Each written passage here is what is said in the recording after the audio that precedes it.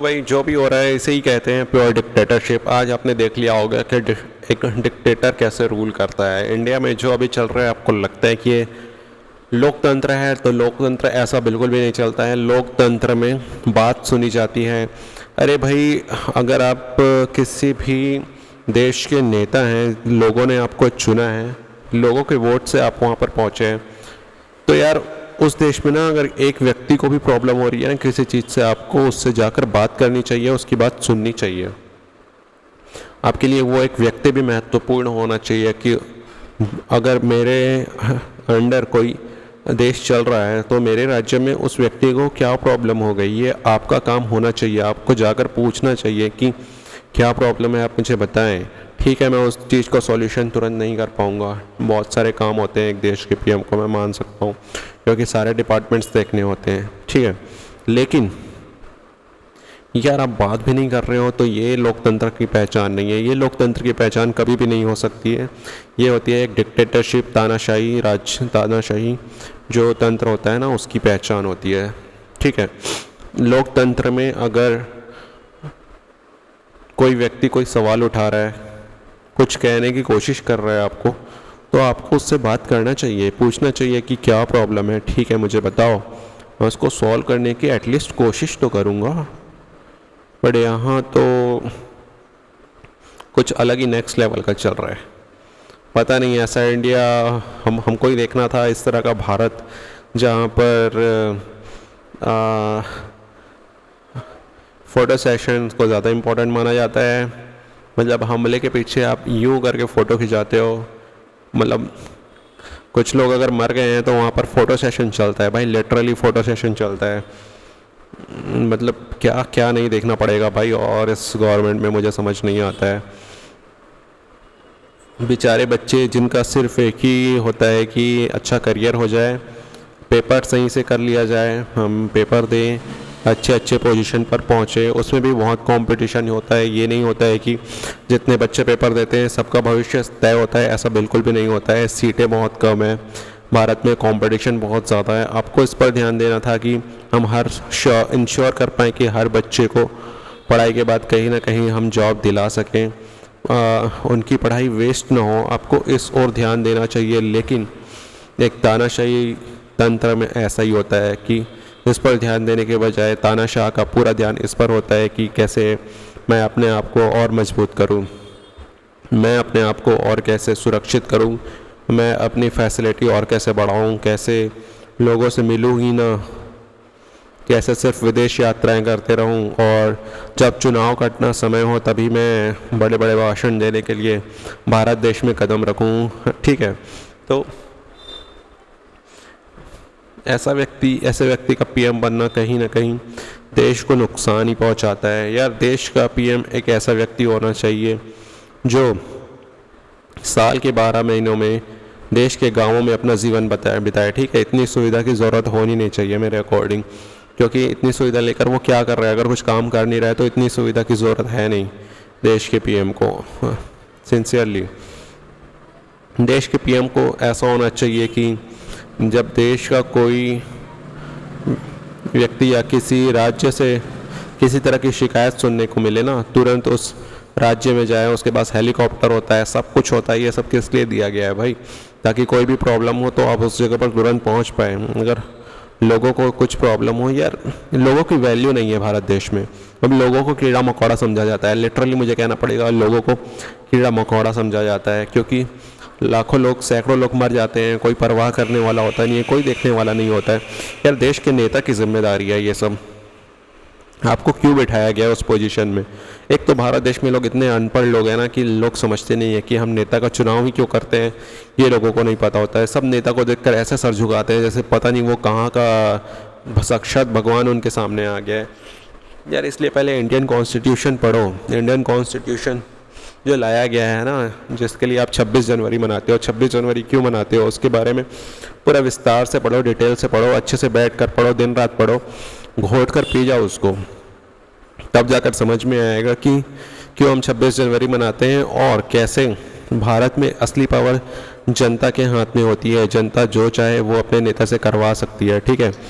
नेता सिर्फ एक जनता के द्वारा चुना गया प्रतिनिधि होता है जो बाध्य होता है जनता की सेवा के लिए, जनता की सेवा के लिए, ना कि अपनी सेवा के लिए या अपने पैसे अपनी जेब भरने के लिए या अपनी सुख सुविधा बढ़ाने के लिए। कहीं नहीं लिखा गया है ये वाक्य। पर चूंकि लोगों में इतनी ज़्यादा इस टाइम पर इतनी ज़्यादा इलिटरेसी है ना, मतलब कि लोग समझ ही नहीं पाते हैं कि हम नेता चुनते क्यों हैं। वो नेता को देखकर ऐसा डर जाते हैं, पता नहीं जैसे कहीं का भगवान आया होगा। अरे भगवान से भी कोई नहीं डरता है यार। आप जब भगवान को पूछते वो आ जाते तो आपको खुशी होती है उस भगवान से मिलकर, क्योंकि आपका एक प्रेम की भावना है उस भगवान के साथ में, ठीक है। तो लोगों को समझना होगा डेमोक्रेसी क्या होती है, लोगों को जागरूक होना पड़ेगा, तब जाके आप कहीं समझ पाएंगे कि एक डेमोक्रेसी में क्या होता है, कैसे आप जो प्रतिनिधि चुनते हैं नेता वेता। अब वर्डों पे शब्दों पे लोग ना शब्दों पे फंस जाते हैं। सबसे पहले ये नेता क्यों बोलते हैं, पीएम क्यों बोलते हैं, प्राइम मिनिस्टर क्यों बोलते हैं, ठीक है। तो इसका डिटेल में मैं समझाता हूँ। पहले क्या होता था ना कि देखो, अभी संविधान के पहले क्या होता था कि जब छोटे छोटे कबीले होते थे ना, तो उसमें एक ऐसे व्यक्ति को चुना जाता था जो शारीरिक रूप से मजबूत हो, मानसिक रूप से मजबूत हो, ताकि ना वो उस कबीले की देखभाल कर सके, एक ग्रुप की देखभाल कर सके। और कोई बाहरी शक्तियाँ आए और कुछ भी प्रॉब्लम आ सकती है। पहले जानवर की प्रॉब्लम होती थी, जब आदि मानव थे तब की बात कर रहा हूँ मैं, तो जानवर की प्रॉब्लम थी और कोई बाहरी दल का व्यक्ति हो गया, उसने आकर मारने की कोशिश की तो उनसे बचा सके। तो इस तरह से एक लीडर का चुनाव होता था। तो वही फार्मूला आज भी यूज़ होता है, लोकतंत्र में भी वही फार्मूला यूज़ किया जाता है। सारे भारत देश के लोग मिलकर एक ऐसे व्यक्ति को पीएम चुनते हैं या अपना प्राइम मिनिस्टर चुनते हैं जो देश की समस्याओं को हल कर सके। इसलिए नहीं चुनते हैं कि आप देश के लोगों से मिलो ही ना, आप देश की जो माताएं बहनें हैं उनसे ना मिलो, देश के अपने छोटे छोटे लड़के हैं उनसे ना मिलो यार। जब तक आप उनसे ग्राउंड लेवल पर जाकर मिलोगे नहीं, सिर्फ आप तभी मिलोगे, अपना एक भव्य स्टेज सेट करोगे, जैसा इंडिया दिखता भी नहीं है, ठीक है। भव्य स्टेज सेट करोगे, वहाँ कुछ लोगों को बुलाओगे, उनसे बस हाथ मिलाते रहोगे, इसको मिलना नहीं कहते हैं, इसको मिलना बिल्कुल भी नहीं कहते हैं। जब तक आप भारत देश के अलग अलग जो छोटे गाँव हैं उनकी यात्राएं नहीं करोगे, वहाँ देखोगे नहीं कि वहाँ के किसान कितनी परेशानी से गुजर कर खेती करते हैं, वहाँ के बच्चे कितनी परेशानी से अपनी पढ़ाई करते हैं, लोन लेकर लोग अपने बच्चों को पढ़ाते हैं, ठीक है। जब तक आप इस तरह घूमोगे नहीं छोटे छोटे राज्यों में, शहरों में, भारत देश के अलग अलग छोटी छोटी जगहों में, तब तक आप कैसे समझ जाओगे कि भारत देश कैसे काम करता है, कैसे लोग कितनी परेशानी में जीवन यापन करते हैं। देश को चौथी अर्थव्यवस्था, पांचवी बड़ी अर्थव्यवस्था सिर्फ कहने से कुछ नहीं होता है, सिर्फ चंद लोगों को अमीर बनाने से भारत देश नहीं विकसित होगा कभी भी। जहाँ देश की 90% आबादी उसी तरह का, उससे भी उस तरह का यार, आज से 10 साल पहले लोग इससे अच्छा जीवन जीते थे जैसा जीवन वो आज जीते हैं, ठीक है। सिर्फ इंटरनेट हो जाने से जीवन अच्छा नहीं होता है। आज से 10 साल के पहले के खाने ज़्यादा पौष्टिक होते थे बजाय आज के खाने के। आज से 10 साल पहले का पानी ज़्यादा मीठा होता था, ज़्यादा शुद्ध होता था आज के पानी से, ठीक है। बेसिक चीज़ें ये हैं, ये सारी मूलभूत सुविधाएं मिलनी चाहिए एक व्यक्ति को। आज से 10 साल पहले ज़्यादा अच्छी शिक्षा व्यवस्था नहीं कह सकते कि अच्छी थी, फिर भी जितनी भी थी, लोग भ्रष्ट तो नहीं थे, शिक्षक भ्रष्ट नहीं थे और शिक्षा व्यवस्था पर फिर भी ध्यान दिया जाता था। पर आज 10 साल में आप ज़्यादा आधुनिक हो जाते हो ना, तेज़ी से आपको चेंजेस लाने पड़ते हैं अपने शिक्षा व्यवस्था में। जहाँ बाकी शहरों में देखेंगे एआई का ज़माना चल रहा है, लोग एक्सपेरिमेंट कर रहे हैं, बच्चे एक्सपेरिमेंट कर रहे हैं, नई नई चीज़ें बना रहे हैं। वही भारत देश में अभी भी उसी शिक्षा व्यवस्था को पकड़ के रखा गया है, रट्टू तोते की तरह रटाया जाता है लोगों को। कुछ भी 1% भी डेवलपमेंट नहीं होता है उससे देश का। सिर्फ बच्चे पास करते हैं, डिग्री लेते हैं, रटना सीखते हैं, उनका मानसिक विकास कुछ भी नहीं होता है और सिर्फ डिग्री लेकर रह जाते हैं।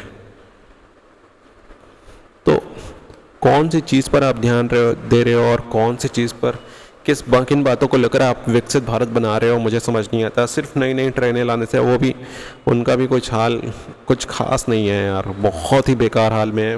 नई नई ट्रेनें लाई जा रही हैं, लेकिन ठीक है थोड़ी मदद हो रही है, लेकिन भारत में इससे ज़्यादा पोटेंशियल है। अगर एक अच्छा व्यक्ति नेता होता ना, तो भारत में इससे कहीं ज़्यादा पोटेंशियल है। भारत आज अमेरिका के भी ऊपर खड़ा होता, ठीक है। हो तो ये सब बातें थी वो। बाकी आज के मैंने विजुअल्स देखे हैं सभी की तरह घर पर बैठकर, क्योंकि मैं नहीं जा सकता था वहाँ दिल्ली जंतर मंतर। बहुत सारे लोग नहीं जा सकते हैं, मैं उनका समर्थन कर रहा हूँ। जो दिल्ली के आसपास है वो बहुत आसानी से जा सकते हैं। हमारे शहर के आसपास होता तो हम डेफिनेटली कोशिश करते जाने की, क्योंकि वहाँ से दूर है, बहुत सारी प्रॉब्लम्स हैं, तो आप नहीं जा सकते, आपको बहुत सारी चीज़ें देखनी होती है। पर मैंने आज के विजुअल्स देखे जो कि बहुत बेकार थे। देश तानाशाही की ओर जा रहा है, अभी भी समय है। देश के युवाओं, जागो और बचाओ अपने लोकतंत्र को। ये आपका काम है अपने लोकतंत्र को बचाना, कोई पार्टी आपके लिए नहीं बचाने आएगी। वहाँ पे बैठे व्यक्ति लोग सिर्फ अपना फ़ायदा पहले देखेंगे, ना कि आपका देखेंगे।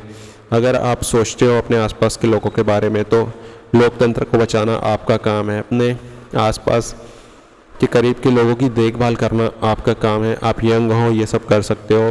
तो लोकतंत्र अब सिर्फ देश के युवा ही बचा सकते हैं। युवा शक्ति के अलावा और कोई जिनकी एज हो गई है, वो तो उनकी एनर्जी लेवल तो डाउन हो गई है। बच्चे जो कि बहुत सारी चीज़ समझते नहीं है, बच्चे भी कुछ नहीं कर पाएंगे, लेकिन सिर्फ देश की युवा शक्ति ही अपने लोकतंत्र को बचा सकती है। चाहे कुछ डंडे आपको खाने पड़ेंगे, कुछ मुसीबत झेलनी पड़ेंगी, लेकिन लोकतंत्र को सिर्फ और सिर्फ देश के युवा बचा सकते हैं। बाकी तानाशाही की ओर देश जा चुका है, ऑलरेडी जा चुका है। तो चलिए देखते हैं आगे क्या होता है। कुछ ना कुछ सॉल्यूशन तो निकालना पड़ेगा। थैंक यू सो मच इस वीडियो के लिए, इतना ही। बाकी फिर से कहना चाहूँगा, जो मैंने आज देखा है वो लोकतंत्र का दृश्य तो बिल्कुल भी नहीं था यार। बेचारे बच्चे, उनके लिए बहुत बुरा लग रहा है।